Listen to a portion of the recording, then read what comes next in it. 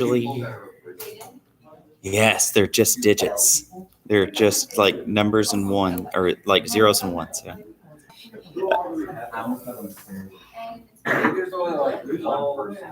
There's a few. Yeah. Mm-hmm. I don't think so. So I gotta look at the roster. Whenever I don't see people, I forget. Hey, folks! It is March the 16th, and today we're going over chapters 136, 137. So we're really close to the end of the book. Tomorrow, I want you to spend your time studying for your test. I announced in the notes. I'm sorry, in the announcements in the Google Classroom, what chapters this test will be over. You're going to take the test on Thursday. So there's no lecture today, no lecture Thursday. Make sure you study up on that. And the following terms we're going to answer today is absolutism, Luther and Calvin's views, their views on government and like revolution, revolt, stuff like that. The Tudors, which, we brought them up a few times before. And then we're going to enter the Stuarts. It starts with James I, Charles I, and then the Long Parliament, where we're going to have essentially the beginnings of a rebellion against the English kings. All right, so. This is totally off topic, but yesterday on the field, I found a bone. You found a phone? A bone. A bone? Like a human bone? I don't know. Let me see bone. What? 20, 30 years old. That's weird. It's like a steak bone. It's like cut pretty neatly. Like, you don't cut bone like that unless it's for meat. Someone cut something human up. I don't know, but you're the person that told me. It was a joke, but now it's not feeling very funny. All right. All right, so let me show you. Hey, folks, can y'all please turn around for me? So thank you very much. I need just a moment of your time. All right, kids. So let's go ahead and begin. So that is not pretty. Except for cross-eyed. Yeah, I'll tell you about a few of his problems. So let's go ahead and begin. So your book's correct to point out that ever since you had some of the first known monarchs, you had the idea that kings had some divinity. Kings had some divinity to them. Kings were often also priests. They could be deemed as demigods, like half man, half god, kind of like Hercules and some of those Theseus and some of those other ancient Greek kings. Or like your book points out, you look at like the ancient Hebrew biblical kings, right? Like David and stuff like that. They were anointed by God to be kings. And of course, Christian kings in the Middle Ages would keep that anointment whenever they would have their coronation. And so also to point out that, during the time of Martin Luther, you got to remember he was having Reformation, but there was also a bit of a political revolution going on in Germany because he was gathering up these German princes along with him to defend him. And so in his defense, he actually would write manuscripts talking about how important it was for common people to obey their princes, to obey their kings, about how it's a Christian duty to not rebel. John Calvin, however, remember he was from France, he said, on the other hand, you do have the right to rebel against an evil government, which is something that goes all the way back to Augustine of Hippo. And so you have like these two different views. And so that's why it's going to be the Calvinist spread to England and then spread to America. It's going to lead to this idea of revolutionary thought against they see as an evil government, right? So one leads to the other. All right, so the Tudors, remember this was signified specifically by Henry VIII and Elizabeth I. They are going to be absolute monarchs. They don't really call Parliament into play unless they need money, and then they essentially tell them what to do. Just give me money. Well, Elizabeth, if you remember, she reigned for a very long time. I believe she died of old age in her 80s, but she never married, never had an heir.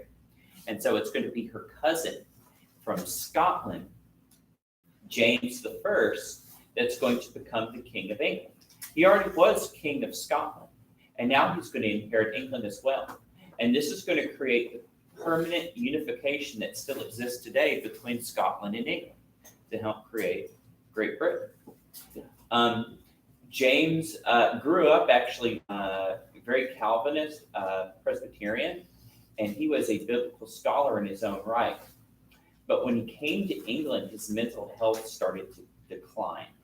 Like, he was known being a great biblical scholar. In fact, he paid for biblical scholars to write the King James Bible, all right? But it was his belief that because he was a divinely appointed king, he couldn't sin. And he couldn't do, like, nothing he did was wrong. And so he told Parliament to do anything he wanted to. But he also had like peculiar hygiene problems. Like, he would never wear his clothes. And he would like go to the bathroom on himself all the time and he wouldn't change. He also had a belief like it was okay for the king to be with men whenever he wanted to. You couldn't tell the king no. So his servants were always pretty scared of him because sometimes he would just pick one, right? So he was known for that. And so the word of his peculiar habits and behaviors kind of made it out to the English people. So he wasn't very popular. So despite being a very religious guy, he wouldn't, I guess you'd call him, he wasn't a very pious guy. And that was very looked down upon by England. And so he was totally into his fashion. Like, as you can see, once again, high fashion of the past looks ridiculous a generation or two later on. So there's just something about it. So despite his son, however, Charles I, his son Charles I is going to grow up Anglican. Remember, that's the Church of England. But a lot of people are going to accuse him of being very pro-Catholic. And so for the English people, Catholicism was seen as like the enemy of the country. And especially for Calvinists, the Puritans, they thought that if Catholicism came back to England, that they would totally eradicate their church and it'd be another period of persecution. And so Charles also called for even stronger absolute government around the king than his father did. And so he's going to try to pressure Parliament to do whatever he wants. But because he's not popular, Parliament is going to push back. And they're going to keep pushing back against him until the time of the Long Parliament. They're eventually going to declare war against him next time. And then after they declare war on him, they're going to cut off his head and they're going to install a new temporary government until that one does. So this is going to, the role of Charles I is going to institute essentially later on an English Civil War. That's going to be a lot like the American Revolution in some ways, but the government that's going to be installed from this revolution is going to be a theocracy, essentially Puritans running the country. And it's going to definitely take England in a different direction. And so on that fine point, we have the terms, once again, absolutism, Luther's and Calvin's views on government, the Tudors, James I, Charles I, and the Long Parliament. I'll go ahead and do absolutism. And in absolutism, you have the king is God's representative on earth.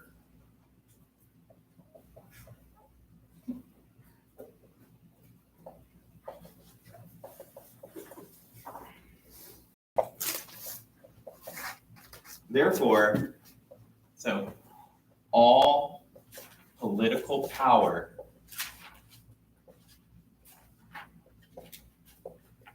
and rights are from the king. And in the Middle Ages, they would have never went this far. The king was regarded as kind of like even in superstitious ways of having like God's authority. But the king had to respect the rights of his nobles and his people. In absolutism, no. The king said he could make laws. It's just the way it was.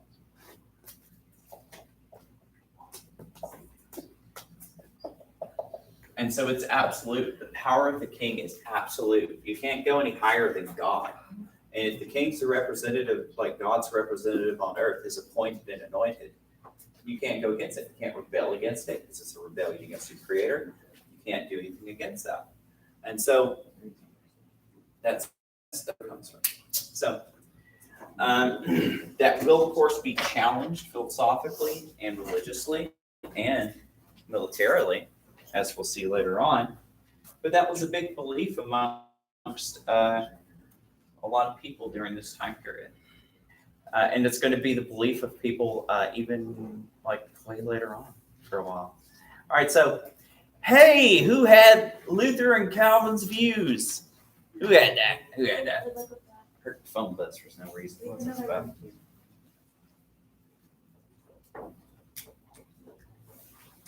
She gonna see what the email's about.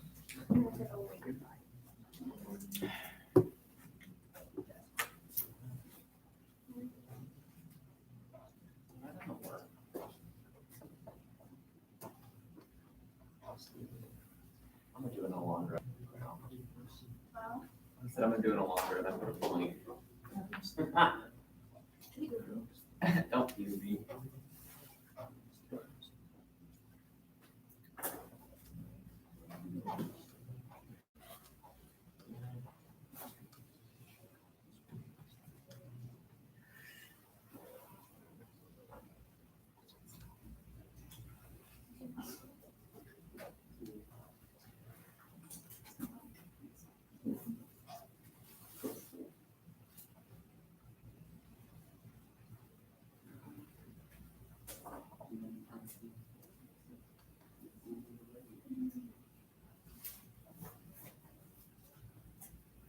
Oh, wait, I was going to test those kids.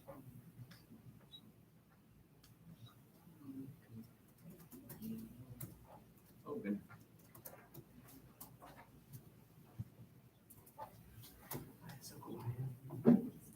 Everyone's paying attention to Colin. That's why. Everybody's looking at you right now, Colin. Oh, that's nice. Weight of the world is on your shoulders, crushing, suffocating.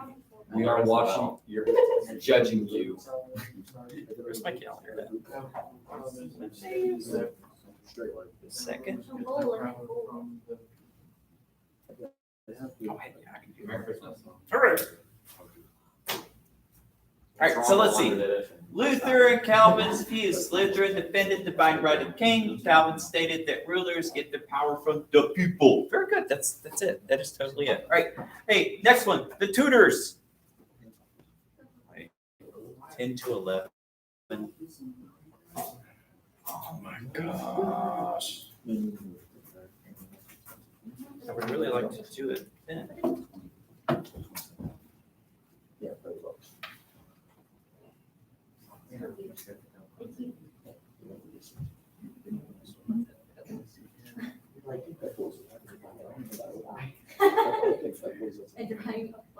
This class is over at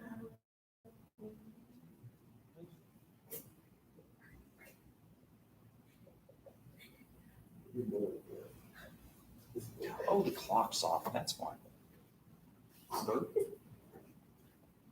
So,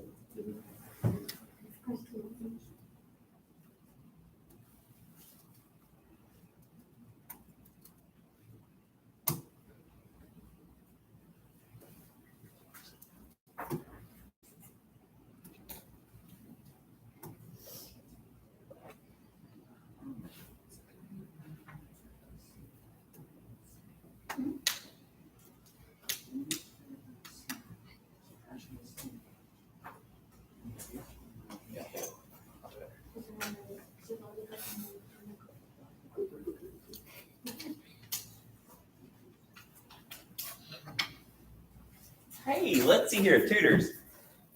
Oh, I thought I said grave. Yeah, gave England order and prosperity. Elizabeth Tudor brought the church, independence, the crown, and yeah, everything revolved around the king and the queen. Like it was all about the kingies and the queenies. So,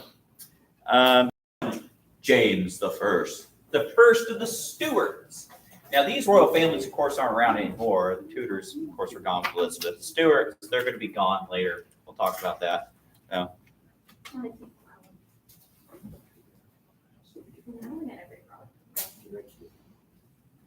Have you seen that? Oh, you're PG. What's your mic? I don't think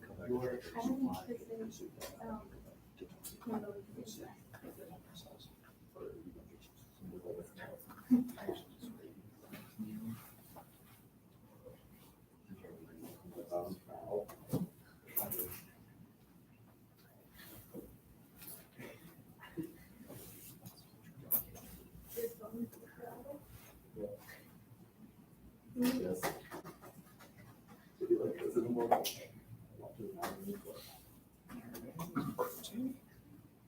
And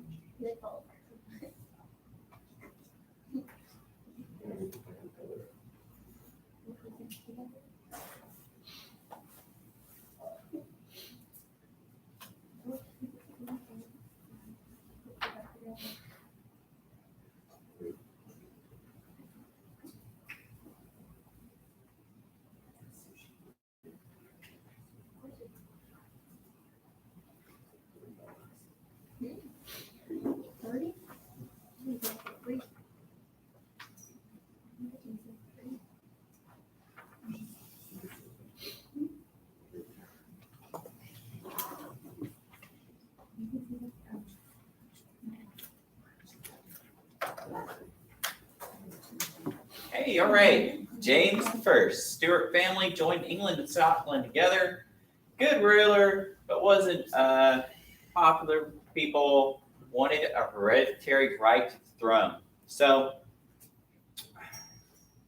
and essentially, he just wanted to make like the passing down from his own family was stronger. And it was already going that way anyways. Hey, Charles I. Wakey, wakey, eggs and bakey. So, Charles I.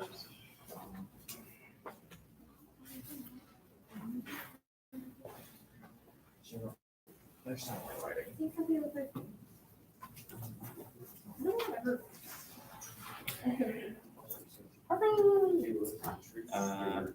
Wait. Don't type what you're thinking. Type what you're trying to type. He was true story. He was a true story. Weakness, devotion. I just do.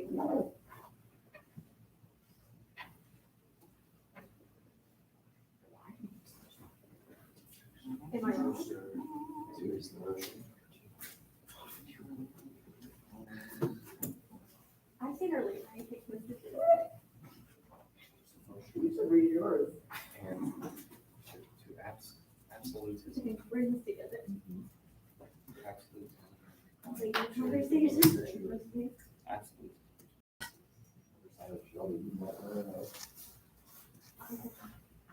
Nobody's in the time. Shut up. Small period, remember? And Now there's a side of me that only comes out at midnight. Oh.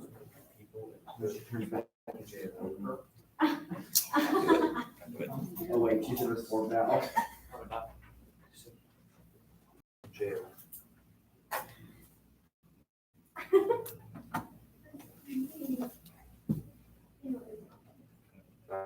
I would. I heard what I say to you, it's not legal.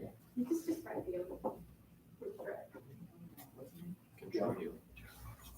I literally, I just said, you described the other, and right here, Fiona. Wait, what's her name? Wait, what is W? Is it WL? Huh? What are you trying to spell? Yeah, WOLD. Yeah, not. That'll do it. That would not.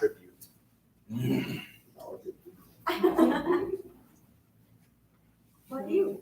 Just because you got to. Yeah, so Charles I, first true Stuart to his devotion to absolutism. Yeah, he wanted to be supreme king, to be supreme, and divine right. He also put people in jail who would not contribute. Yeah, so he strung out money out to people, high taxes, no religious freedom, no freedom of speech or press, no representation.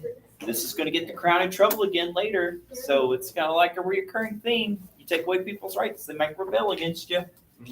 All right, the long parliament.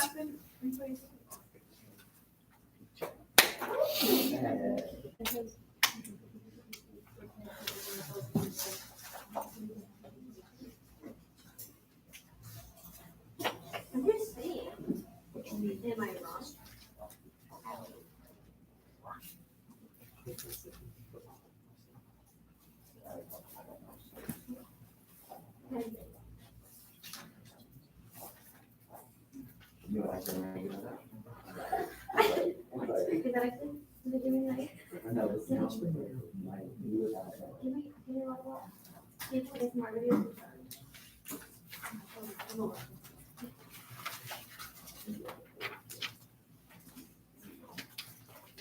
Mhm.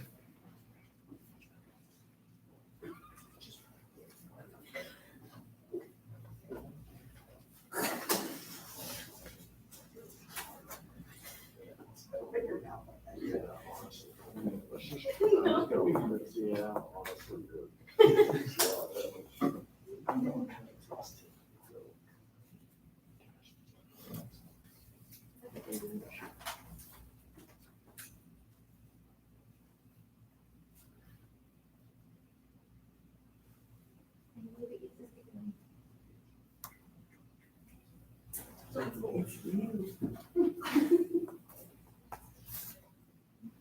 Mr. Whitman, take his restroom. I hope so.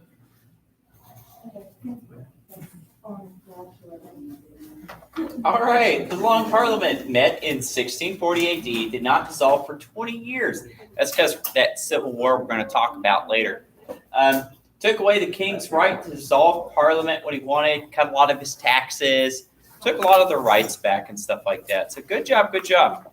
So please, yeah, make sure you study for your test on Thursday and hosting member Nutcher tomorrow. See you later, kids. Isn't there stuff on Quizlet? There is.